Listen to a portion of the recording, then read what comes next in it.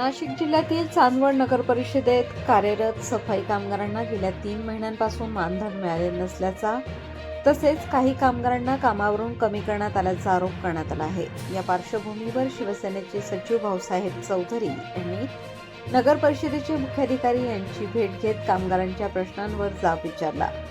चांदवड नगर परिषदेत 2019 पासून कार्यरत असलेल्या सुमारे 50 ते 55 सफाई कामगारांना ठेकेदारांकडून गेल्या 3 महिन्यांपासून मानधन मिळाले नसल्याचा आरोप करण्यात आला आहे। त्यामुळे कामगारांवर उपासमारीची वेळ आल्याचे सांगण्यात येत आहे। याशिवाय संबंधित कामगारांना महिन्याच्या पहिल्या तारखेपासून कामावरूनही कमी करण्यात आल्याचा आरोप करण्यात आला आहे। या सर्व प्रकाराविरोधात शिवसेनेचे सचिव तथा उपमुख्यमंत्री एकनाथ शिंदे यांचे सचिव भाऊसाहेब चौधरी यांनी नगर परिषद कार्यालयात जाऊन मुख्याधिकारी शिंगारे यांना घेराव घालत कामगारांच्या प्रश्नांबाबत जाब विचारला।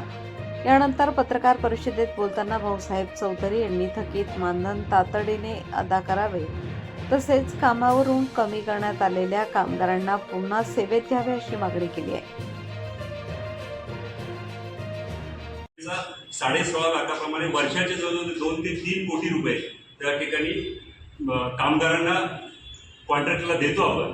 आणि ह्या चांदवड नगर परिषदेचा सर्व जर आपण विचार केला कर रूपाने येणारा जो पैसा आहे तो साधारणतः 1.5 ते 2 कोटी रुपये त्या ठिकाणी कर रूपाने नगर परिषदेकडे येतो। म्हणजे कर रूपी जो पैसा आलेला आहे तो कर रूपी पैसा ह्या नगर परिषदेने कामगारांच्या वापरण्यासाठी हा पैसा कुठे वापरला?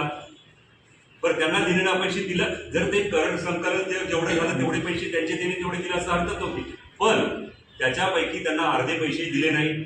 अर्धे लोक त्या ठिकाणी वेगवेगळे घुसवले गेले आणि आमची मागणी होती की आता आम्ही सीओना भेटलो की तुम्ही त्या कर्मचारी जे काम करतात त्या कर्मचाऱ्यांना तुम्ही पैसे थेट त्यांच्या अकाउंटला दिले गेले पाहिजे। नंतर सांगितलं की नाही, त्यांना डॉक्युमेंट मागितले आणि त्यांचे डॉक्युमेंट त्या ठिकाणी मिळत नव्हते।